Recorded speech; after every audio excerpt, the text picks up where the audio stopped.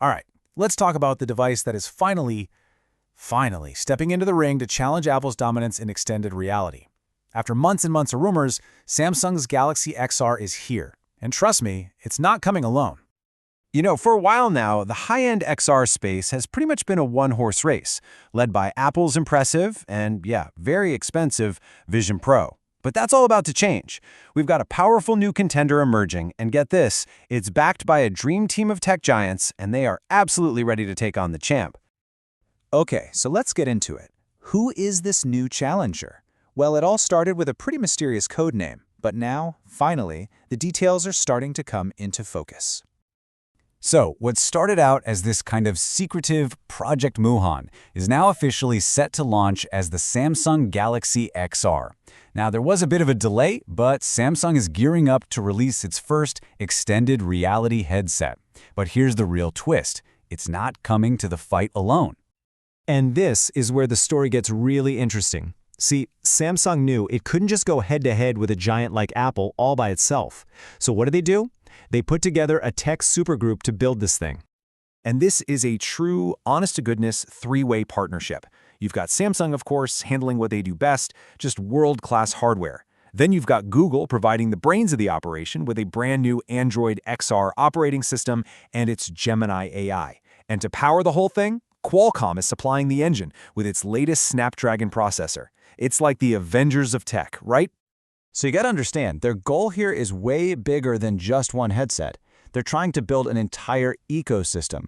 Just think about what Android did for smartphones, right? It created this open platform that tons of different manufacturers could use. Well, that's the exact same playbook they're using here. It's a really strategic move to create the Android of XR and give people a real, powerful alternative to Apple's famous walled garden. All right, so the dream team is assembled, but what about the hardware itself? What did they actually build? Let's pop the hood and take a look inside the Galaxy XR. Okay, first things first. What you see. The Galaxy XR is packing Sony's 4K micro OLED panels. And get this, that massive resolution, 3840 by 3552, that's for each eye. To give you some perspective, that's a higher pixel density than most high-end TVs you can buy today. We're talking exceptionally crisp, super detailed virtual worlds. And of course, you need all that detail to move smoothly, right? Well, those displays run at a buttery smooth 90 Hz, and that refresh rate is absolutely crucial. It's the key to making everything feel fluid and realistic, and more importantly, it helps prevent that awful motion sickness that can totally ruin a VR experience. So here's a quick look at how it all comes together. You've got that beast of a Qualcomm chip, Google's brand new OS and its AI, but check this out, one killer feature, a hot swappable external battery. I mean, think about that for a second. You can literally swap out power packs without ever turning the device off.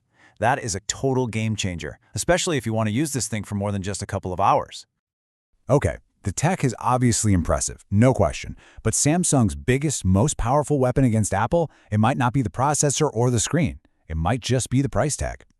So to really get what Samsung is doing here, you have to look at the benchmark Apple set. They came into the market at the absolute tippy top, establishing a super premium price for their spatial computer. And that price? A cool $3,500. Yeah, $3,500. Look, it's an incredible piece of technology, no doubt about it. But that price tag, it puts the device completely out of reach for, well, most people. And this is where Samsung makes its big move. The Galaxy XR is expected to land somewhere in that $2,000 range. Now, don't get me wrong, that's still a premium price tag, but it is way more accessible than the Vision Pro. This isn't just about being cheaper, it's a really aggressive strategy to undercut Apple and blow the doors wide open on the high-end XR market for a much bigger audience.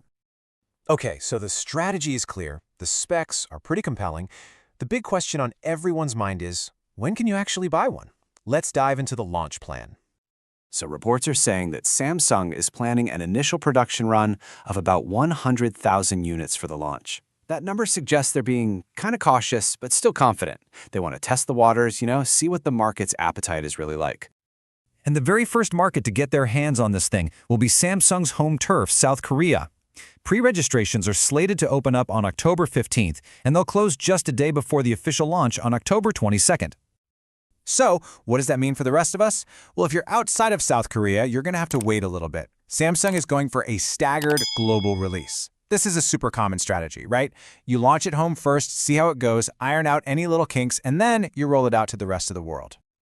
And all of this brings us right back to the big question. The stage is totally set for a massive showdown in the world of XR. In one corner, you've got Apple's super polished, super premium, and very closed ecosystem. And in the other corner, you've got this powerful alliance that's betting everything on openness and a more accessible price point. The battle for the future of our digital reality, well, it's officially on.